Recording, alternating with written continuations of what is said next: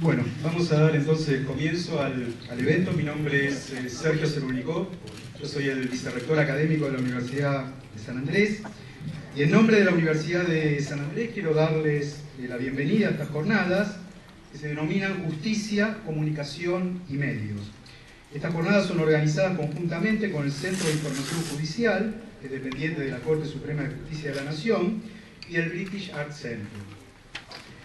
La Universidad de San Andrés promueve este tipo de eventos en la convicción de que una de las funciones esenciales de las universidades en la sociedad actual es ofrecer espacios de reflexión que propicien un diálogo plural, ecuánime y profundo sobre temas de interés público.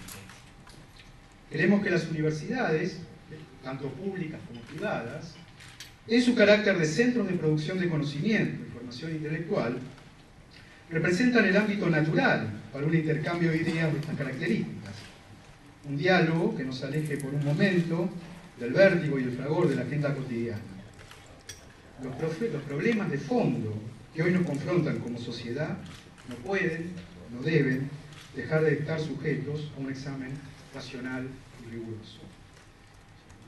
Esta tarde abordaremos un tema de gran trascendencia para la vida ciudadana y el funcionamiento de las instituciones del Estado, que es la forma en que la justicia da a conocer sus fallos y comunica la información que considera relevante para la opinión pública a través de los medios de comunicación. Para ello contamos con un extraordinario panel conformado por prestigiosos especialistas en distintos campos profesionales, quienes nos ofrecerán una mirada sobre esta temática desde diferentes perspectivas.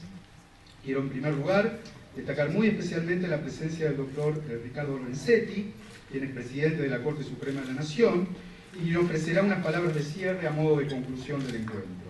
Por cierto, un honor y un privilegio contar con la presencia del doctor Lorenzetti en estas jornadas.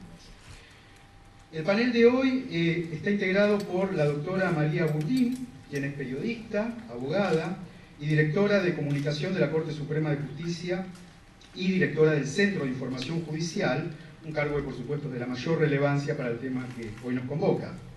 Y agregaría que la doctora Burdín, acabo de hacer un poquito de propaganda, es magíster en periodismo por la Universidad de San Andrés.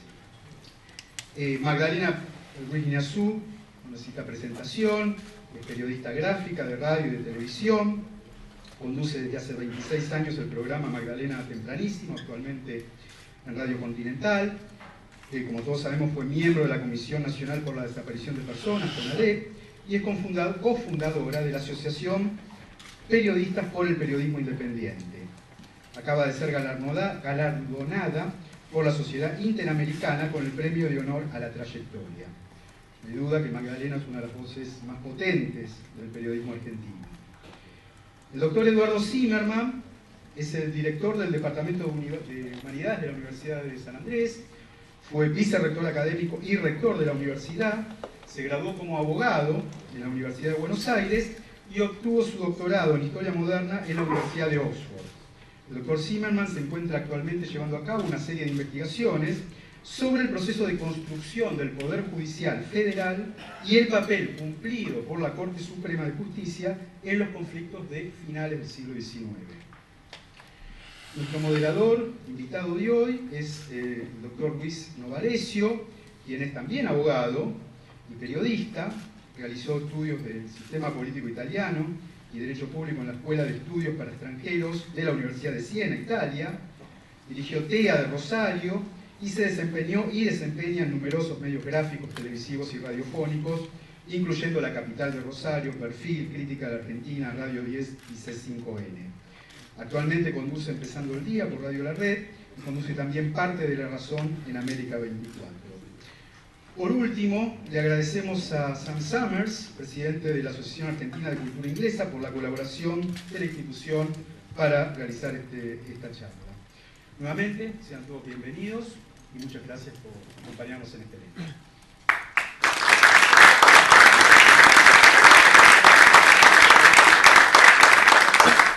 Buenas tardes a todos. Es un gusto realmente estar con ustedes. En nombre de todos los que estamos aquí, agradecer por la convocatoria.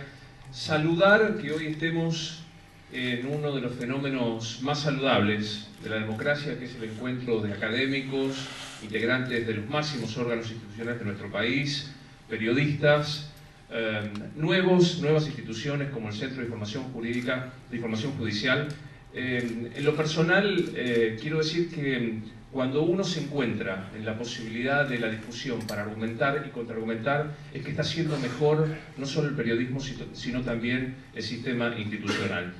Para dejar a cada uno de los integrantes que nos cuente un poco y utilizar algunos disparadores que he pensado a lo mejor pueden servir para charlar, quiero contarles que la intención es que cada uno de los expositores tenga un plazo de exposición y luego sí, al efecto de poder ordenarlos, se les ha repartido a cada uno de ustedes unos papelitos para poner preguntas, y no obsta que luego hagamos preguntas o consideremos lo que se está haciendo, que allí una de las niñas azafatas va a tomar para que puedan acercarnos a nosotros.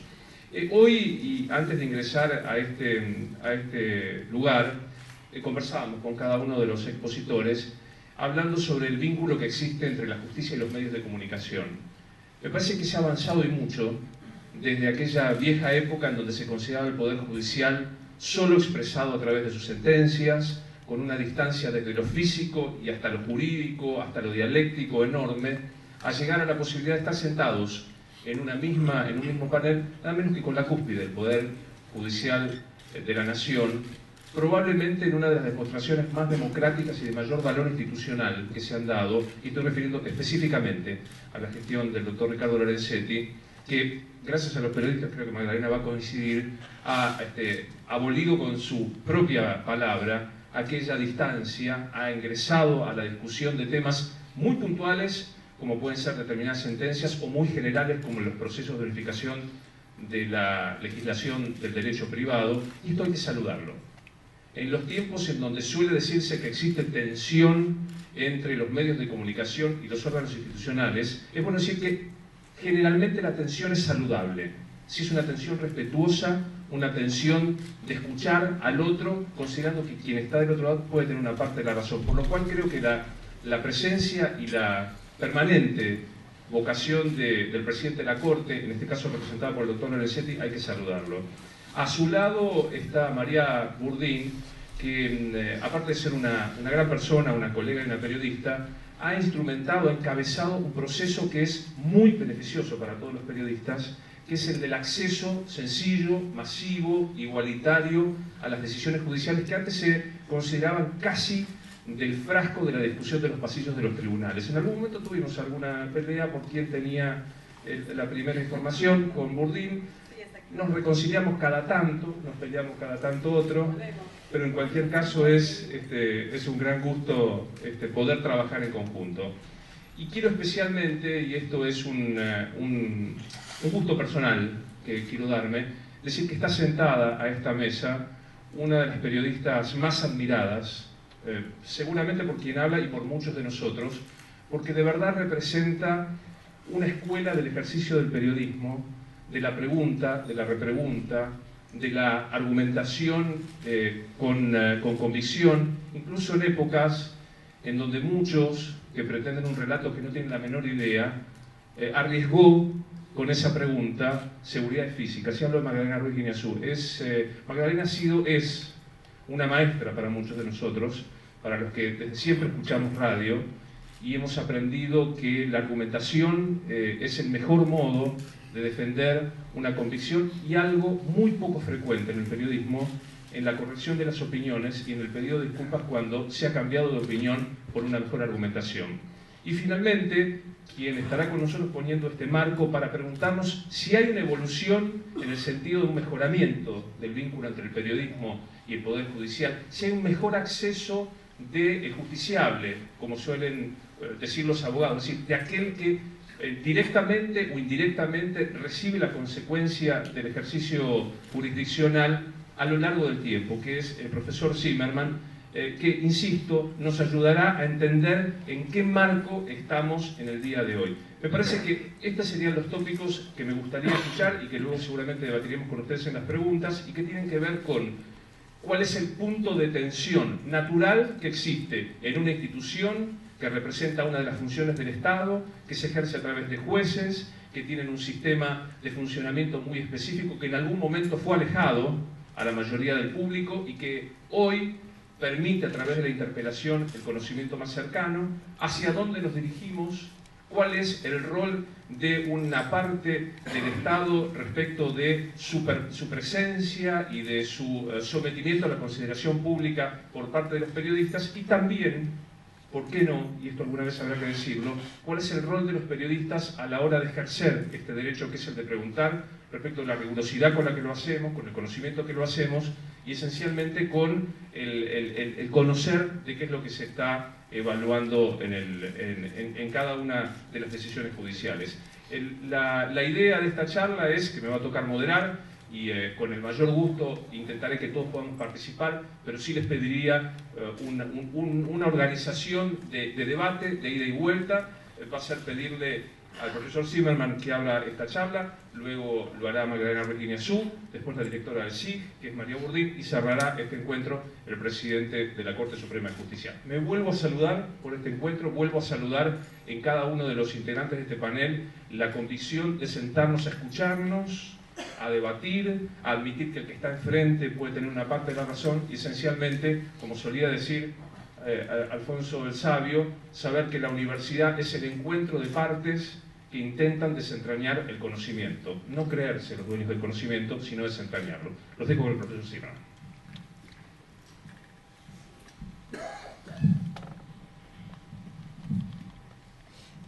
Bueno, muchas gracias, buenas tardes, muchas gracias Luis por esa presentación. Creo que voy a defraudar un poco la expectativa porque difícilmente pueda dar una respuesta sobre un tema tan importante como el que ha mencionado Luis.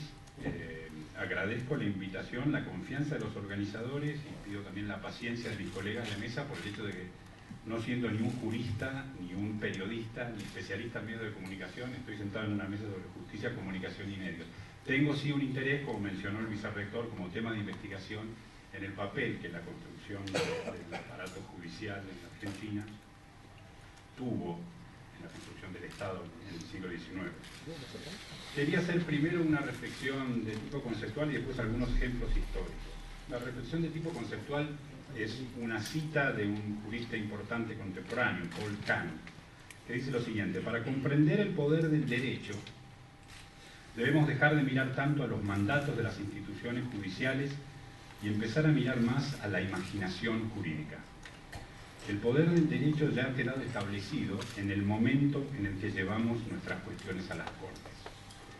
Creo que la trascendencia del tema de la comunicación judicial tiene que ver con esto. Necesitamos empezar a pensar el derecho incorporando a los debates sobre el diseño institucional de la justicia, a los debates sobre los contenidos técnicos de nuestras normas jurídicas, una exploración sistemática de las creencias y significados que operan en la sociedad para hacer del derecho un proceso efectivo de regulación de las conductas individuales. Y esto está inescapablemente vinculado a la comunicación judicial, a la manera en la que tanto los órganos del Estado como los formadores de opinión hacen visible el proceso y las decisiones, y cómo eso es a su vez procesado culturalmente en la sociedad.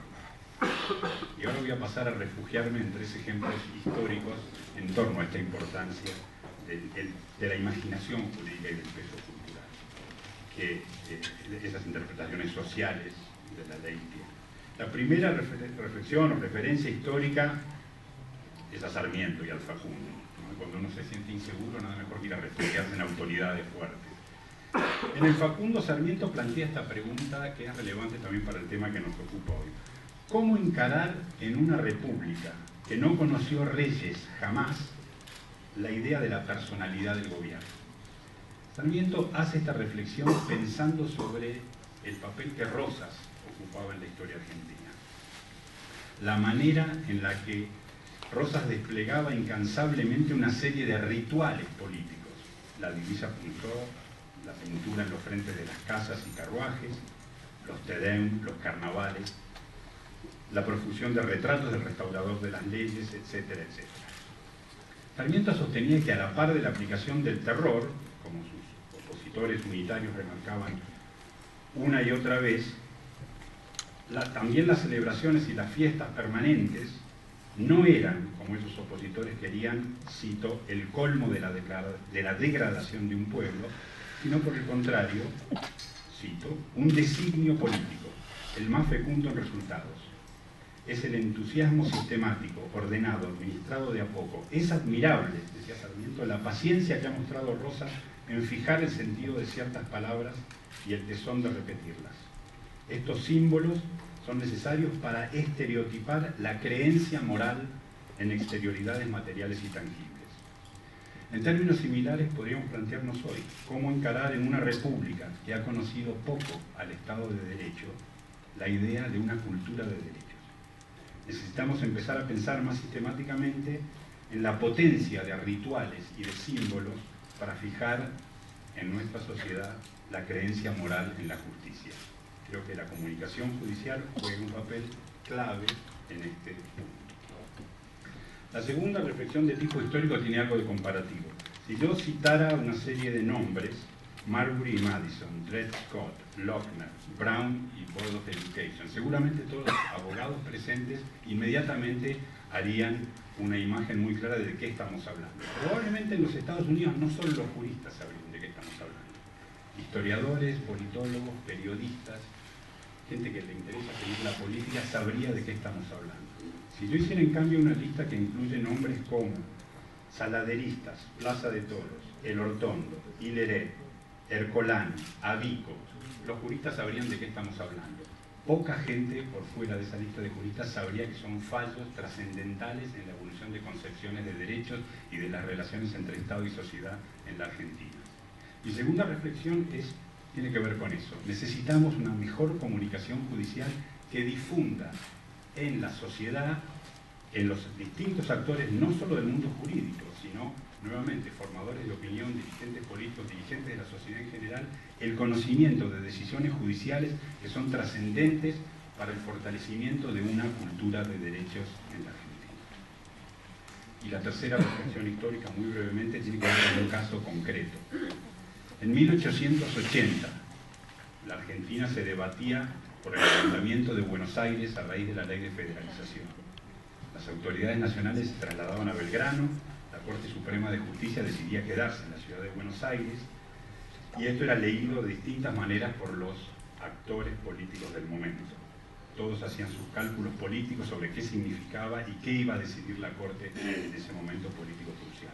El senador Adolfo Dávila escribió una columna en el diario La Prensa y decía lo siguiente: hoy se llevan los ojos a la Corte Federal para entregarle la ardua tarea de la normalización, pero al mismo tiempo las gentes políticas cuentan con los dedos de antemano el número de votos que habría en un sentido y otro, según la afiliación política de sus miembros. Esto y echar por tierra al mismo juez que se busca es la misma cosa. ¿Qué poder moral restará a la Corte de Justicia Federal si antes de reunirse, antes de sometérsele la controversia siquiera, ya se anticipan y previenen sus fallos y se crean situaciones futuras sobre esas bases? Si de buena fe se piensa en la Corte Federal como recurso salvador, rodéesela con toda la majestad de su poder moral, en vez de degradarla para inutilizar de antemano su fallo. El funcionamiento de resortes institucionales que hacen efectiva la limitación y el control de la autoridad política por la justicia y la preservación de los derechos individuales debe comenzar a ser visto como un fenómeno que no depende exclusivamente del diseño institucional, sino que se apoya fuertemente en la consolidación de creencias sociales en torno al derecho y la justicia. En ese sentido, las mejoras en los procesos de comunicación judicial, y el Centro de Información Judicial cumple cabalmente esa definición, son un paso adelante en la dirección de ese fortalecimiento. Muchas gracias.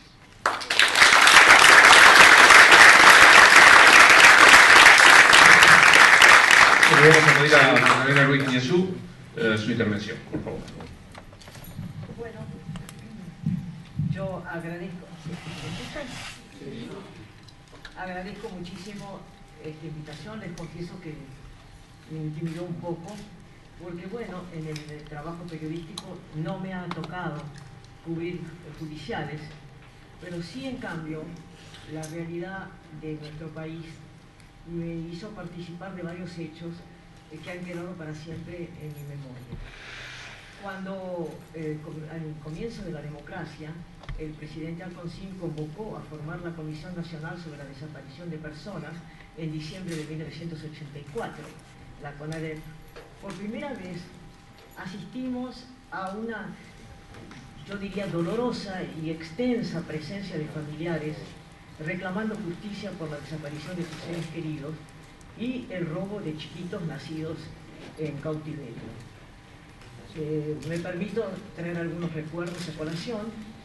Nuestras oficinas eran sobre la calle Sarmiento, en el complejo del Teatro San Martín, y desde muy temprano, cada día, había una larguísima fila que se formaba sobre la entrada justamente de Sarmiento, y luego de los primeros días, el personal del Ministerio del Interior, que recibía las denuncias, no pudo resistir el impacto de esas denuncias y tuvo que ser reemplazado por integrantes de los organismos de derechos humanos.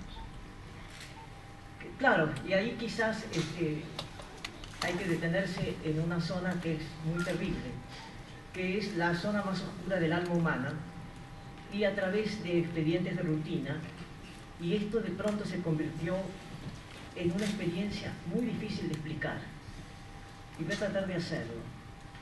¿Por qué me dicen que es difícil? Bueno, porque junto a las denuncias más terribles, comenzaron a agregarse en los expedientes imágenes increíbles que mostraban en ciertos casos, por ejemplo, grupos familiares frente a domicilios con muchas flores, con un jardín, rodeados de objetos cotidianos y cuyos nombres aparecían una y otra vez en crímenes de lesa humanidad. En una palabra, la banalidad del mal. Y enfrentarse con la banalidad del mal es una experiencia que no le deseamos a nadie. La vida cotidiana de los que decidían sobre la vida y la muerte de los que habían caído en sus manos. Por eso lo de las zonas oscuras, por eso lo terrible de tener que tomar contacto en un determinado momento de la vida con esas zonas oscuras. Porque los torturadores y los asesinos tenían a su vez familias y una vida también a la luz del día, mientras, por ejemplo, decidían si sus víctimas serían o no arrojadas con vida al Río de la Plata. Esa dicotomía, la banalidad del mal.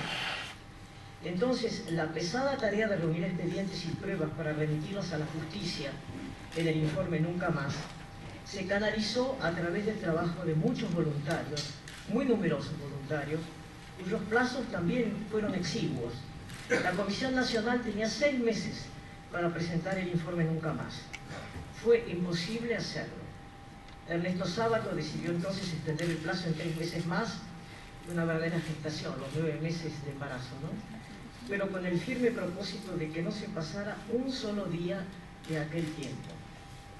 Y fue así, a pesar de esas dificultades que acabo de mencionar, y a que periódicamente también nuestras oficinas de la CONADEP eran visitadas en horarios nocturnos por visitantes que no hurtaban nada, no robaban nada, pero dejaban en los ficheros revueltos las marcas de sus visitas intimidatorias. Por ejemplo, los expedientes aparecían, ¿no es cierto?, en el cajón correspondiente, pero depositados encima del cajón, en el suelo, todas las pruebas de que otras manos habían cada noche intervenido en un edificio que sin embargo tenía custodia. Recordemos el enorme poderío que tenían las Fuerzas Armadas en aquel momento. Finalmente quedó redactado el informe Nunca Más, que serviría de base, como sabemos, al juicio a las juntas de comandantes, que se desarrollaría en 1985 y en el que me tocó ser testigo.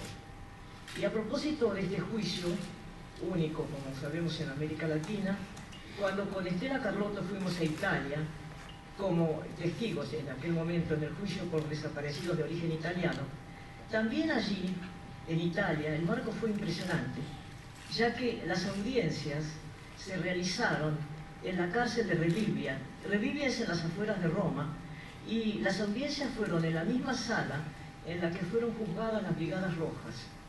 Allí, junto a unas enormes jaulas, hoy vacías naturalmente, y con una gran vigilancia, el fiscal de Roma, el doctor Francesco Caporale, no dejó de subrayar la excepcionalidad del juicio argentino. Caporale dijo textualmente en aquel momento: Nuremberg había tenido un tribunal compuesto por los vencedores de la Segunda Guerra Mundial. La Haya, como se sabe, es un tribunal internacional, lo mismo que el que juzgó los crímenes de Kosovo. En cambio, aquel juicio de 1985 tuvo jueces argentinos, fiscales argentinos, testigos argentinos, y los veredictos se conocieron en el Palacio de Tribunales de nuestra capital. Como todos sabemos, la rebelión de Semana Santa fue la primera respuesta. Otras le siguieron. También se llegó a las leyes de perdón que la CONADEP no aceptó. Y actualmente los juicios han vuelto a reabrirse y continúa la búsqueda incansable de aquellos niños que ahora son adultos de más de 30 años y que no han recuperado su identidad. Un encuentro traumático con la justicia sin duda, este que acabo de narrar, pero la prueba latente de su enorme importancia dentro de una sociedad en la que la división de poderes y la fuerza de la ley debe ser preservada a toda costa. Muchas gracias.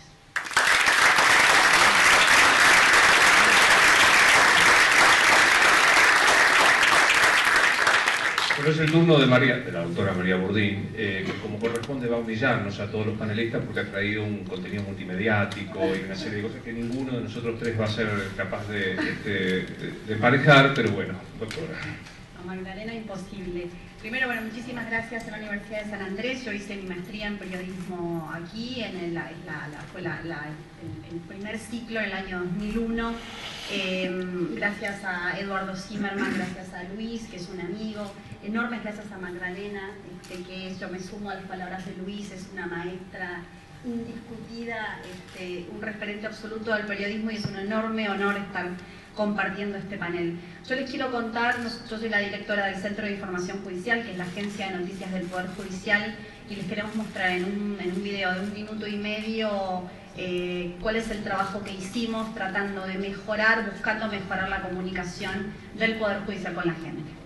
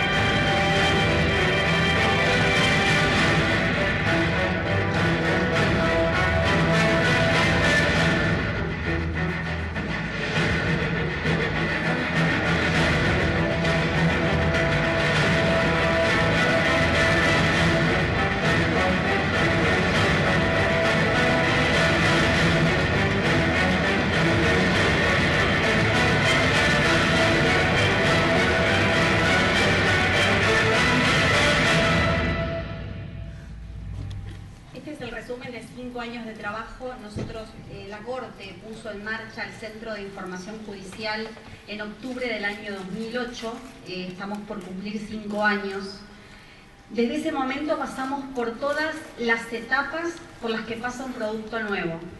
Lo diseñamos, lo pusimos en funcionamiento, trabajamos en su instalación, recibimos críticas, halagos, palabras de aliento, enojos, presiones, operaciones de prensa, de todo. Siempre lo pensamos como un producto periodístico, lo desarrollamos con mi colega Pablo Méndez, los dos somos abogados y tenemos un magíster en periodismo, pero cuando uno crea un producto nuevo corre muchos riesgos. Los enojos, las críticas y las operaciones de prensa, por ejemplo. Pero sobre todo se corre el riesgo de que a la gente no le guste lo que uno hace. En este caso no solo corríamos el riesgo de que la página no se instalara como un producto comunicacional, que no funcionara, que no tuviera mística. Estábamos haciendo un producto comunicacional oficial, de un poder del Estado inédito en el país y en el mundo.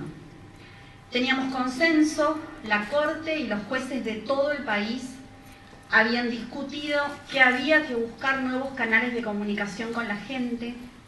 Esto fue en la primera conferencia de jueces que se realizó en Santa Fe en el año 2006, de la que participaron más de 600 magistrados de todo el país. Teníamos el aval del presidente de la Corte, Ricardo Lorenzetti, que había pensado este producto desde hacía muchísimo tiempo, pero tampoco sabía si funcionaría. Si era necesario, en realidad nos preguntábamos, que la Corte creara un sitio web para difundir las noticias judiciales. También teníamos sustento legal. La Corte había creado el SIG por acordada y había dispuesto además que los tribunales orales permitieran por primera vez que ingresaran las cámaras de televisión a los tramos públicos de los juicios orales. Es decir, teníamos teoría, sustento legal y teníamos buenas intenciones, pero aún así no sabíamos si iba a funcionar. Si hoy estoy sentada acá, 5 años después, con muchísimo orgullo con este panel, mostrándoles, por ejemplo, las imágenes de los juicios de lesa humanidad, por delitos de lesa humanidad, que registró el SIG en estos 5 años. Este es un archivo que está en poder del Poder Judicial en este momento. Las coberturas de los juicios por el crimen de Mariano Ferreira, por la venta ilegal de armas a Croacia y Ecuador, los procesos por las tragedias de Cromañón, Lapa y Once, por las coimas en el Senado, por las investigaciones a Felisa Micheli, a María Julia Alzogaray y Alberto Coan, entre otros. Si les estoy mostrando las audiencias públicas que registramos por internet en vivo para todo el país y para todo el mundo, por la ley de medios, la audiencia pública por la limpieza del riachuelo, por los reclamos de la comunidad Cuom La Primavera, por los desmontes de bosques nativos en Salta y por el acceso a una vivienda digna, es porque el SIG funcionó. Porque los periodistas, los jueces, los abogados, los funcionarios y empleados judiciales y sobre todo los ciudadanos comunes que nos visitan todos los días en SIG Gobar, nos eligieron. En realidad no nos eligieron a nosotros, eligieron ejercer su derecho a acceder a la información, de controlar a sus funcionarios, de conocer por qué un juez que decide sobre su vida, sobre su patrimonio, sobre su libertad, toma la decisión que toma. Eligieron la democracia y la república. Hace poco en Santa Fe, dando una charla a una periodista, me preguntó si el SIG podía cambiar la imagen del Poder Judicial. Yo personalmente creo que el SIG es un paso, es un enorme paso, pero es solamente un paso. Creo que la parte más difícil le sigue tocando a los jueces, que tienen que elegir no tener miedo de difundir sus sentencias, no tener miedos a las críticas o a los enojos de los poderosos. Para nosotros, la información pública es un bien que debe estar a disposición de los ciudadanos sin restricciones, y eso es lo que hacemos en el SIG. La política comunicacional para nosotros es una política de Estado. Esto significa que aunque cambien los rostros, aunque cambien las caras o los funcionarios en la Corte o en el SIG va a seguir existiendo.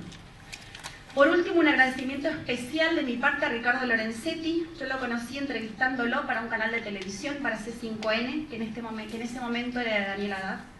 No fue fácil sostener al SIG en estos 5 años, fue extremadamente difícil. Sufrimos presiones y enojos de muchísima gente. Muchas veces molestamos con la difusión de lo que consideramos verdades objetivas, que son las sentencias. Sin embargo, Lorenzetti nos sostuvo y defendió al SIG. Por eso nosotros A 5 años de nuestra creación, aprovechando este espacio que nos otorga la Universidad de San Andrés, por convicción y por formación intelectual, estamos convencidos de que vamos a seguir profundizando esta política comunicacional de puertas abiertas del Poder Judicial sin miedos. Muchas gracias.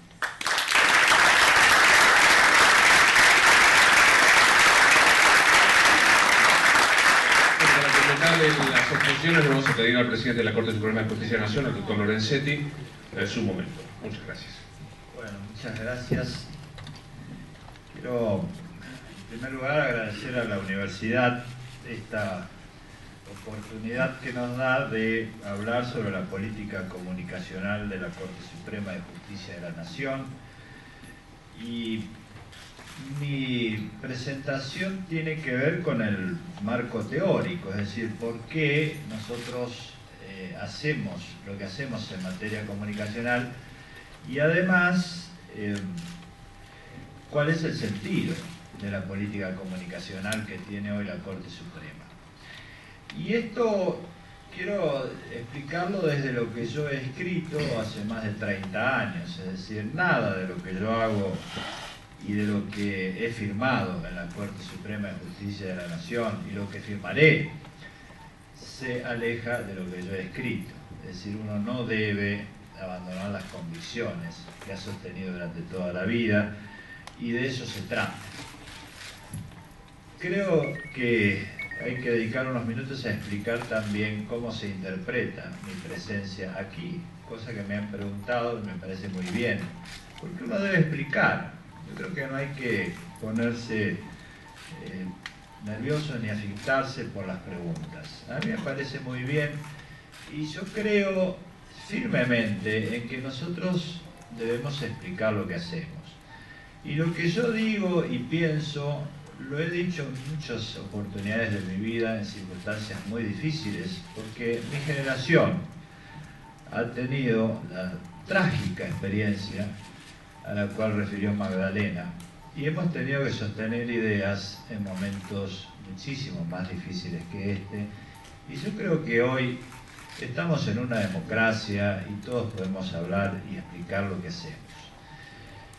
Creo que uno no cambia.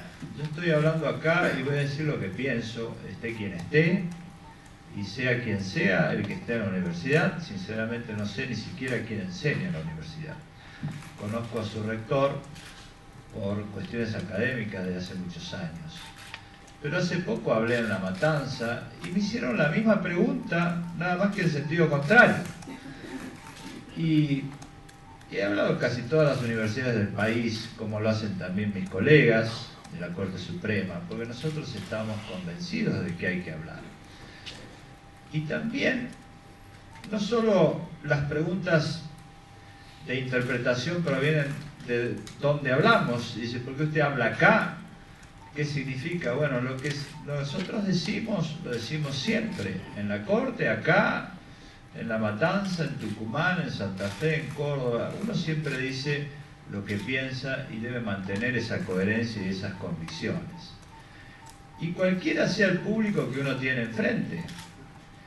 Yo recuerdo cuando presentamos el libro sobre los juicios de lesa humanidad, que está dentro de la política comunicacional de la Corte. Hemos tenido griterío de mucha gente que opinaba que no debíamos hablar de los juicios de lesa humanidad. Y nosotros hablamos igual, y creo que hay que tomarse el tiempo de que todos nos entendamos, escuchemos, y poco a poco nos vamos a ir entendiendo. Demasiadas tragedias tuvimos los argentinos como para que volvamos a repetir esos errores. De manera que lo que yo digo acá, lo digo en todos lados y siempre digo lo mismo. Creo que si ustedes quieren saber lo que voy a decir hoy, está en mis libros de hace 30 años.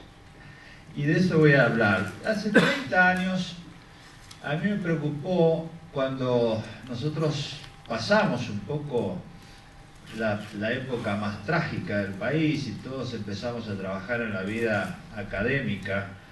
Mi primera visión fue que había algo de cambiar en la mirada, y yo lo escribí en un libro que era Las normas fundamentales de derecho privado, y luego lo volví a actualizar en un libro que se llama Teoría de la decisión judicial, en el sentido de que el Poder Judicial debía cambiar la mirada, porque la sentencia es una decisión de un profesional, abogado, dirigida a otros profesionales que son los abogados y en un lenguaje profesional de la abogacía que es técnico. Y esto fue y seguirá siendo así. Pero además hay otra cuestión que estuvo ausente durante muchos años, que es el derecho que tienen los ciudadanos a conocer la sentencia y sus fundamentos razonables para discutirlo. Eso era lo que estaba ausente y que yo insistí mucho, primero en el mundo académico, en los libros, y luego en esta primera Conferencia Nacional de Jueces, a la que se hacía referencia, en la cual se aprobó la creación del Centro de Información Judicial, y empezamos a trabajar en esta idea de difundir en un lenguaje que se entienda, además del que no se entiende, que es el lenguaje técnico de los abogados y abogadas. Pero es importante que la población, y sobre todo los que transmiten, tengan la oportunidad de conocer los argumentos que utilizan los jueces para discutirlos, que es la primera fase. Y por eso tomamos muchísimas medidas.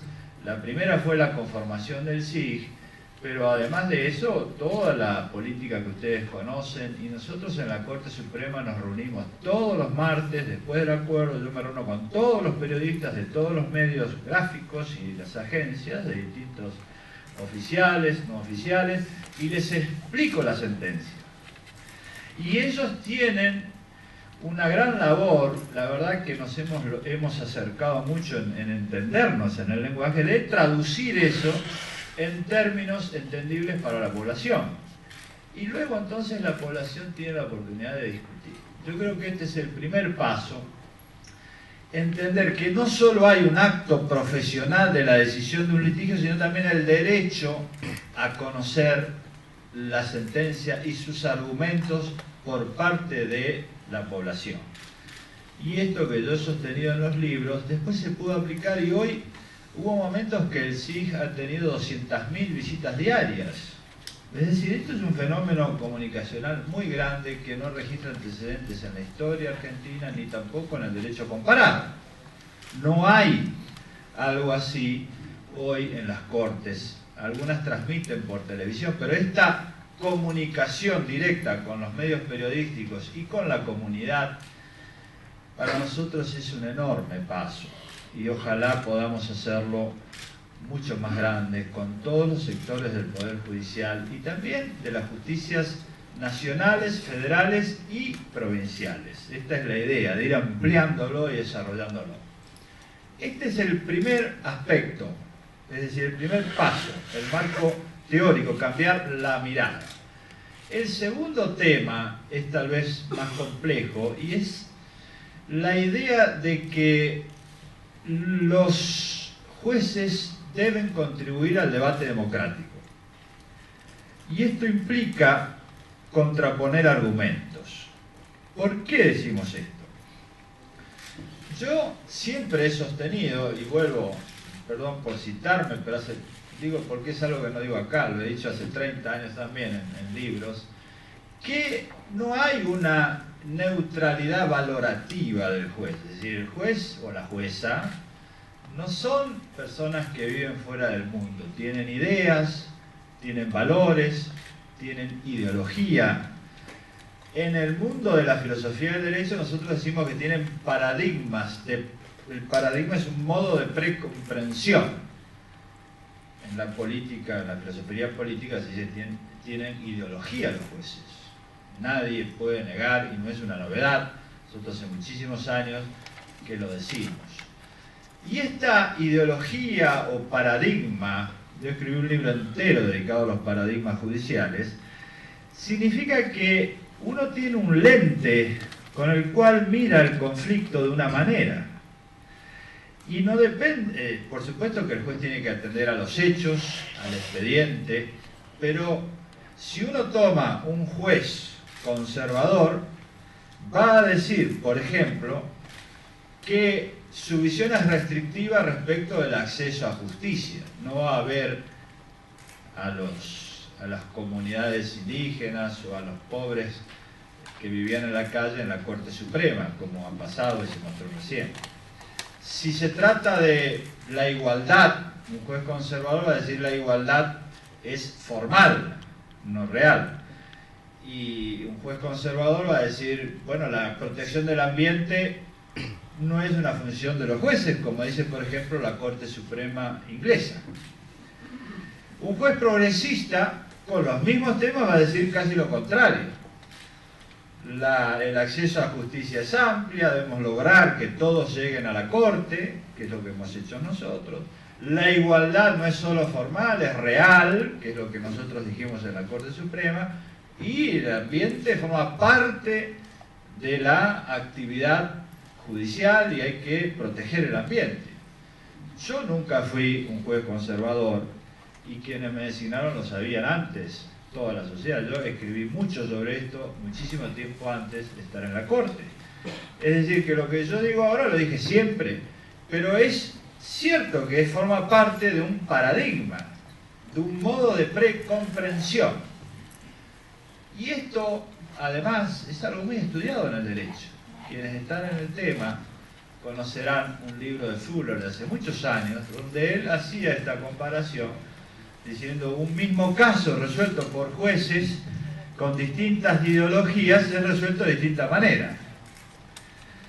El problema no es este, sino cómo hacemos para que exista una imparcialidad cuando hay paradigmas, ideologías. Porque si nosotros tenemos un grupo que son azules y otros que son blancos, los azules van a querer poner todos jueces azules y los blancos todos jueces blancos, porque si solo se trata de fallar según el paradigma o la ideología, bueno, eso es lo que pasa en muchos países del mundo. Por eso es que el gran debate en las constituciones y en los tribunales constitucionales es lograr la contraposición de argumentos. Y por eso yo estoy muy orgulloso de que en la Corte Suprema nosotros tenemos visiones muy diferentes en muchos temas y bueno, esto es justamente la contraposición de argumentos que hay internamente y debatimos muchos, la diversidad de paradigmas. Pero en materia comunicacional nosotros quisimos mostrar esto. Por ejemplo, las audiencias públicas. Cuando uno tiene un conflicto, es bueno que se muestren argumentos contrapuestos en un mismo momento.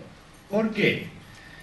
Yo recuerdo que cuando empecé la actividad académica, hace muchos años, me llamó la atención una cuestión que después escribí en un libro.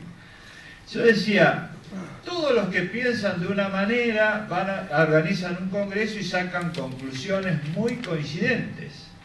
¿Y dónde están los que piensan de otra manera? Bueno, hacen otro congreso donde se juntan y todos sacan conclusiones de otra diferentes y entonces comienza una guerra de posiciones entre los que sacan conclusiones en un sentido y los que sacan conclusiones en otro sentido. Y nosotros, que veníamos de una tragedia, todos los argentinos, no solo mi generación, y tragedia de muchas generaciones, por no saber contraponer argumentos y encontrar cuáles son los lenguajes comunes, tenemos el deber y la responsabilidad de tratar de avanzar en este tema y no seguir en esa parálisis que nos ha conducido gran parte de nuestra historia. Yo he dicho en la inauguración del año judicial, hemos sido militantes de verdades parciales. No lo he dicho acá, lo he dicho en la Corte. Militantes de verdades parciales, yo lo he sido, y gran parte de los argentinos.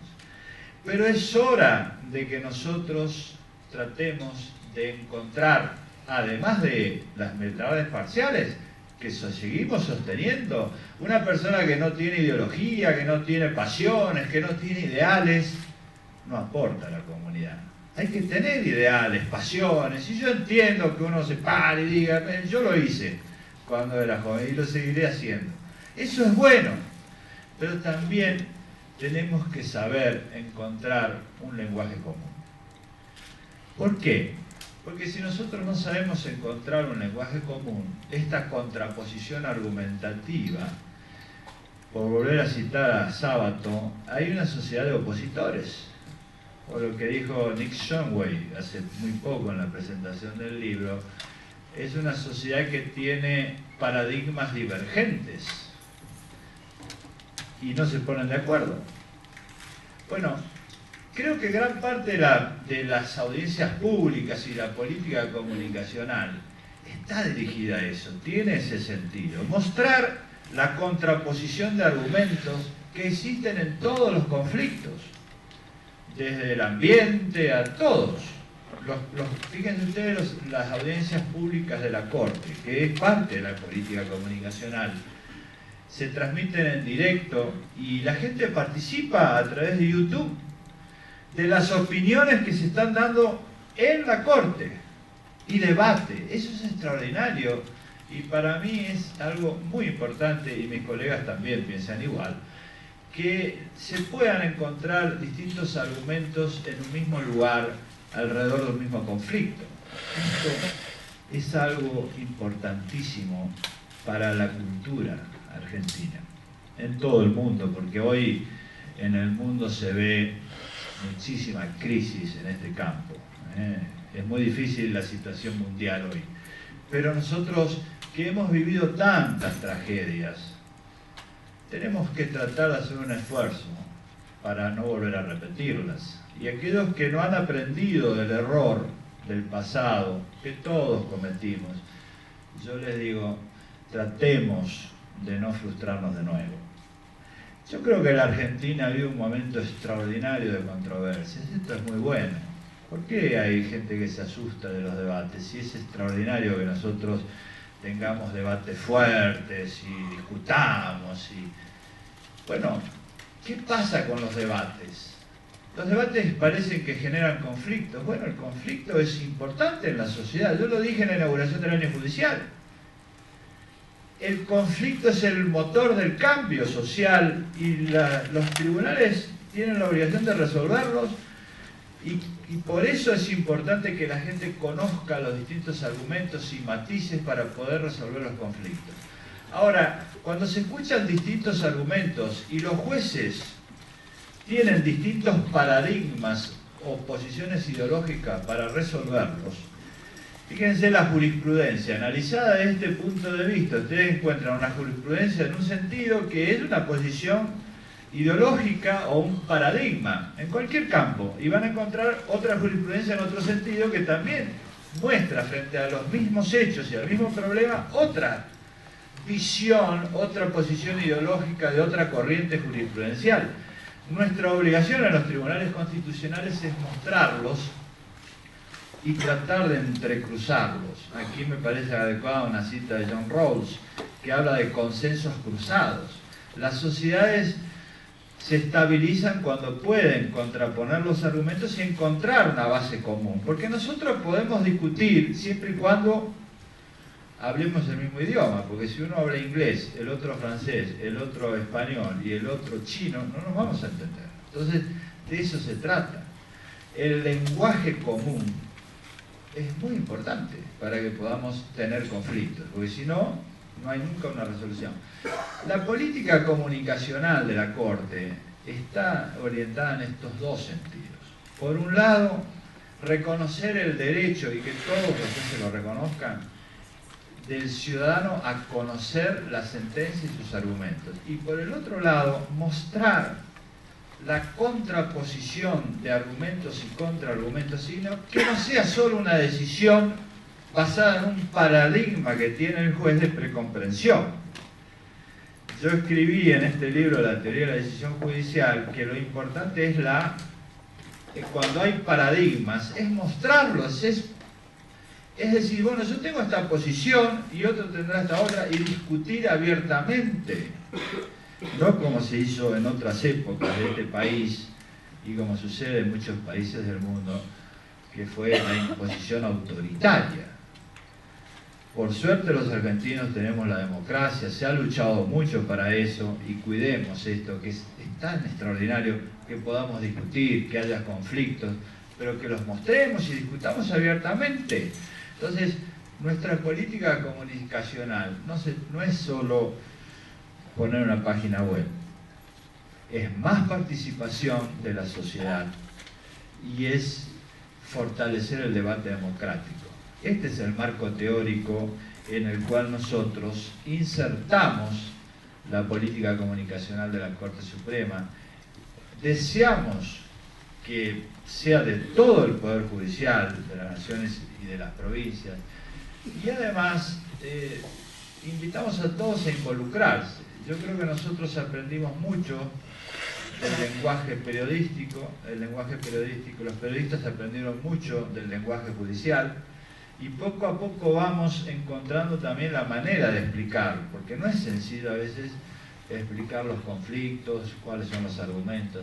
Entonces me parece que estamos en un proceso extraordinariamente positivo de avanzar en la comunicación, y de eso se trata. Reitero, mayor participación de la sociedad en conocer lo que hacen los jueces y fortalecimiento del debate democrático, escuchar contraargumentos para lograr consensos cruzados, es decir, una base común en la cual los grandes conflictos que tiene la sociedad tengan una base de discusión. Nada más y muchas gracias.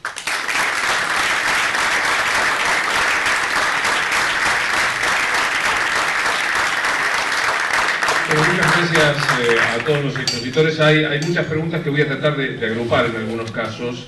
La gran mayoría, doctor Lorenzetti, son para usted, le quiero advertir, o sea, para que lo vaya preparando. Sí, pero vamos a hacer. Pero usted hablaba recién de los paradigmas judiciales o de las convicciones ideológicas, conservadoras o no conservadoras. Es interesante preguntarle a un juez, a menos que el presidente de la Corte, aquí alguien pregunta, cuando usted habla de los martes, después habla con periodistas de medios oficiales y no oficiales, se pregunta sobre el periodismo independiente, digamos, ¿qué percepción tiene usted respecto del paradigma de los periodistas a la hora de la pregunta y cómo lo recibe? Bueno, la idea de paradigma, la noción de paradigma es una noción tal vez más vinculada a la filosofía, es decir, es un modo de precomprensión, pero todos entienden mejor el término ideología o valores que cada persona tiene. Yo creo que todos tienen, es decir, nadie puede, y además si no tuviera valores, aportaría poco a la sociedad. Esto lo dijo Pericles hace muchísimos años, 500 años antes del nacimiento de Cristo. Pericles dijo, este es un inútil, lo consideramos un inútil, al que no tiene valores, fuerza, pasión para aportar a la democracia ateniense. Bueno, esto existe. Nosotros lo que tratamos justamente es de que todos tengan la oportunidad de opinar. Nuestra función no es decirle al periodismo lo que tienen que decir. Nosotros en las reuniones de los martes decimos, miren, la decisión de la Corte fue en este caso y estos son los argumentos. Y los enunciamos, argumentos de uno, de otro, de los ministros.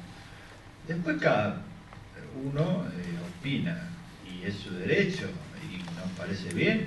Entonces hay algunos que dicen estuvo muy mal la Corte, otros dicen estuvo muy bien, otros dicen nos parece bien, pero de eso se trata, es decir, no podemos opinar sobre el modo en el cual cada medio, cada periodista o la sociedad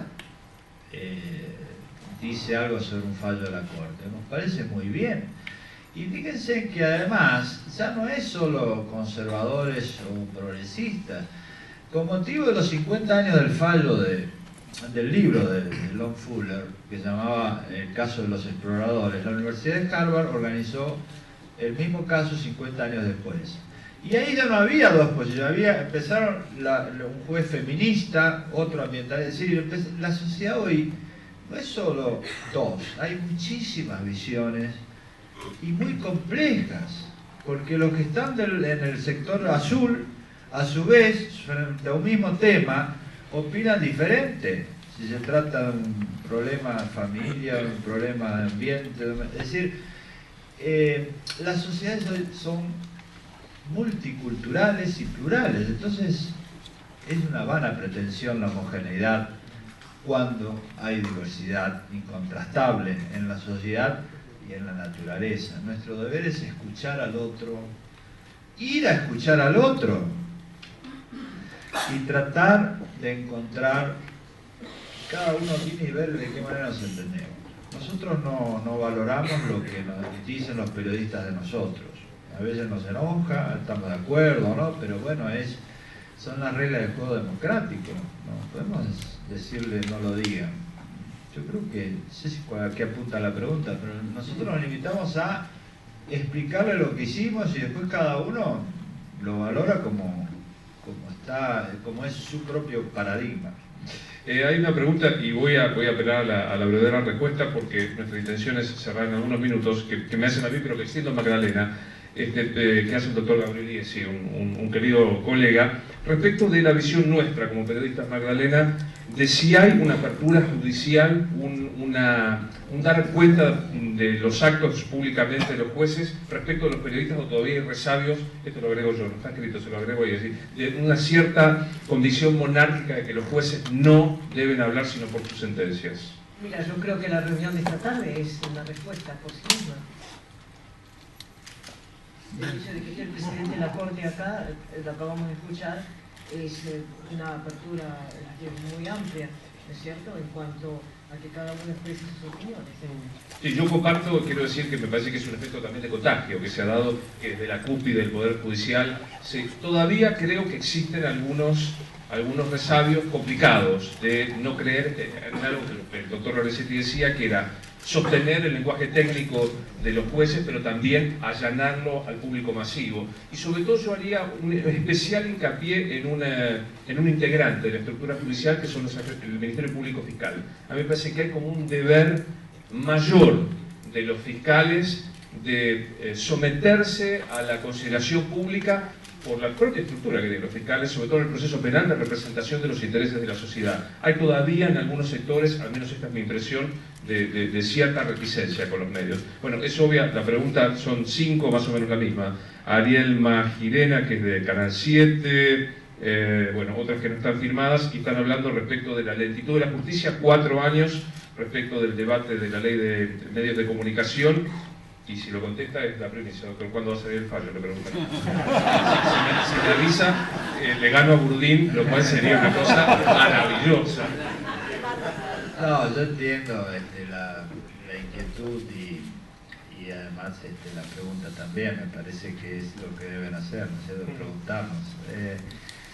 Respecto de la lentitud de la justicia, es un hecho innegable. Nosotros acabamos de sacar una acordada diciendo que tenemos que ver cómo los jueces logramos hacer propuestas y discutir para que empezamos por la justicia penal, porque realmente es donde más hay reclamos. Respecto de la ley de medios, nosotros no podemos adelantar opinión sobre el fallo, y el que esperaba que hoy yo iba a hablar del fallo de la ley de medios, me parece que tenía una vana pretensión. Es imposible que yo diga algo porque faltaría a mi responsabilidad. Yo creo que los ciudadanos tienen todos que tener la confianza de que los jueces no adelantan su opinión, la van a dar por escrito, la firman.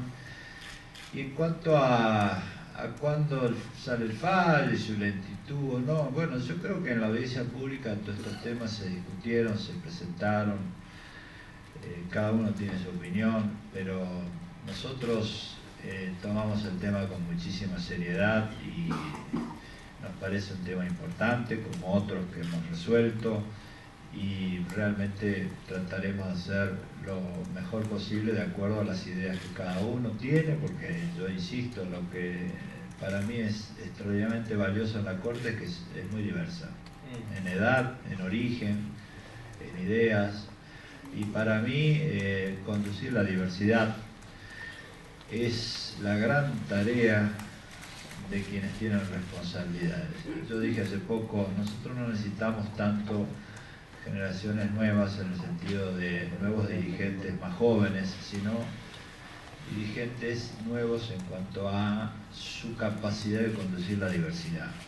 Creo que esa es tal vez una deuda de nuestra generación.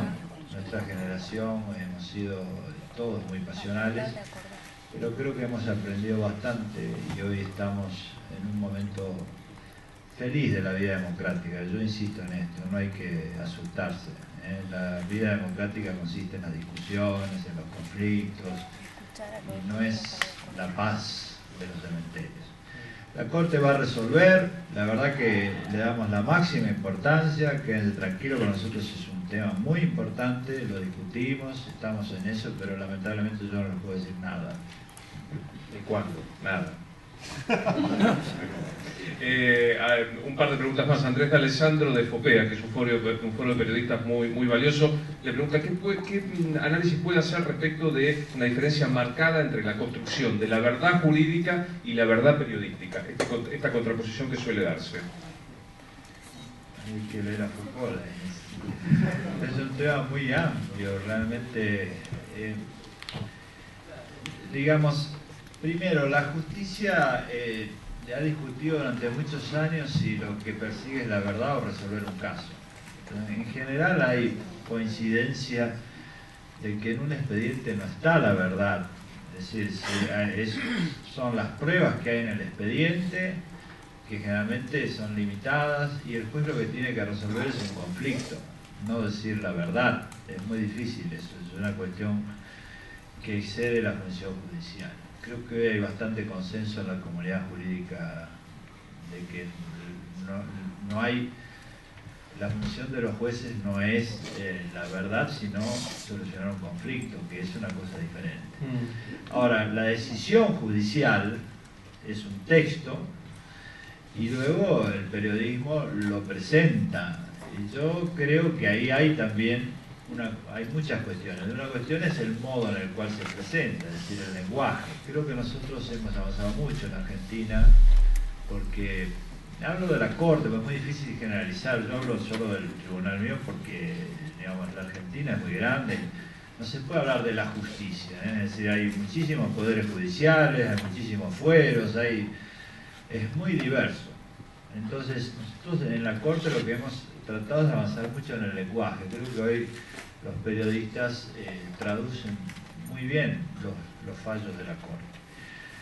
Y en cuanto a su verdad, bueno, nosotros respetamos, cada uno tiene su modo de ver la decisión. Bueno, está muy bien, es decir, nosotros no podemos pedir homogeneidad, que todos se elogien. No, la verdad, lo mejor es la diversidad, que critiquen lo importante es que critiquen los argumentos. Este es otro vicio cultural que estamos viviendo en la Argentina desde hace muchos años, que cuando hay un argumento de A y uno de B, nosotros nos dedicamos a decir algo sobre el que emitió el argumento, sobre la persona, dónde estuvo, de dónde viene. Pero este es un argumento que se llama ad hominem. Demasiadas tragedias trajo en la humanidad este modo de discutir. Hay que discutir los argumentos, y creo que en eso nosotros debemos ser respetuosos, digan lo que digan. Dos muy breves. Una para María. Hernán pregunta ¿cómo es el funcionamiento económico y financiero, cómo se sostiene el SIC? Te preguntan de La Plata. Pero, ¿por qué de La Plata? Qué feo. El SIC depende, depende de la Dirección de Comunicación Pública que integra la Corte Suprema de Justicia de la Nación y se financia como el resto de las áreas que dependen de la Corte. No hay ningún financiamiento aparte, ¿no? Pregunta incómoda para el doctor Lorenzetti. ¿Por qué no se publican en el SIC declaraciones juradas de bienes y funcionarios del Poder Judicial? Nosotros tuvimos un régimen de declaraciones juradas. Cuando yo ingresé a la Corte se cambió, que fue un gran debate en ese momento, y hubo un régimen establecido de acuerdo a en ese momento, hace 2005 más o menos, de acuerdo a la ley de ética pública que había en ese momento, lo hizo el Consejo de la Magistratura y la Corte. Eso era un régimen de declaraciones juradas que establecía el depósito de las declaraciones juradas en el Consejo de parte de todos los jueces y en la Corte de parte de los ministros de la Corte, y eso rigió hasta ahora, hasta este año. Con la nueva ley, la ley salió después que se habían presentado las declaraciones juradas, entonces de todos los jueces, las de los jueces que están en el Consejo y las de la Corte que están depositadas. Entonces ahora la nueva ley, ¿qué hizo? Que se publiquen, se van a publicar, por eso se sacó una acordada respecto de esto, se van a publicar diciendo, porque hubo que regular cuánto se aplica la ley, como ya se habían depositado, se aplica la ley a partir de del próximo vencimiento de declaraciones juradas, que serían las que corresponden a este año, que se presentan a principios del año que viene. Esas se van a publicar de acuerdo a la ley. Lo que pasa es que el contenido es distinto, bueno, ahí es una cuestión que está en la acordada que dictó la Corte hace muy poco tiempo. Pero sí se van a publicar porque ahora cambió el régimen legal. Bueno, hay algunas muy puntuales que se las voy a dejar a María, especialmente como casos específicos que se están dando, y una más para terminar, para el doctor Lorenzetti, que tiene que ver con el fuero penal. Se habla de la invasión del periodismo en el proceso penal, violando algún tipo de garantía del debido proceso, y agrego una más en el medio de la discusión respecto de la baja de la edad de punibilidad en el sistema penal. Me gustaría tu opinión. No sé cuál es la invasión del periodismo en el proceso penal, ¿no? Nosotros en realidad dictamos una acordada a la cual hizo referencia la doctora Burdín, diciendo que los actos son públicos. Obviamente en materia penal hay actos que no son públicos, porque no se puede, ¿no es cierto? Pero los que son públicos no se tienen que difundir, eso no hay. Y el periodismo y cualquier ciudadano tiene derecho a conocerlo. Y hay casos en los cuales las organizaciones no gubernamentales también participan, el Ministerio Público, las querellas, y son públicos esos actos. No veo que haya una invasión del periodismo. Respecto de la cuestión de la baja, bueno, es un tema que se habló en muchas oportunidades. Nosotros hemos preferido, lo hemos hablado entre los ministros de la Corte, no opinar sobre eso, porque ahora hemos pedido que entre todos los jueces opinen sobre un montón de cuestiones, entre las cuales está básicamente la función de los jueces es la celeridad. La cuestión de la seguridad y cómo se regula es una cuestión que se está discutiendo hoy en otros ámbitos. Nosotros ahí tenemos que, si se está discutiendo en otros ámbitos, hay que respetar los otros ámbitos, porque si nosotros pedimos la independencia, bueno, obviamente también tenemos que respetar lo que se está discutiendo en el Congreso y en la actividad política actual. Entonces es un debate que nosotros tenemos que respetar y no opinar. A Magdalena, María, al profesor Zimmerman, al doctor Lorenzetti y a la Universidad SIC, muchísimas gracias, y a ustedes especialmente.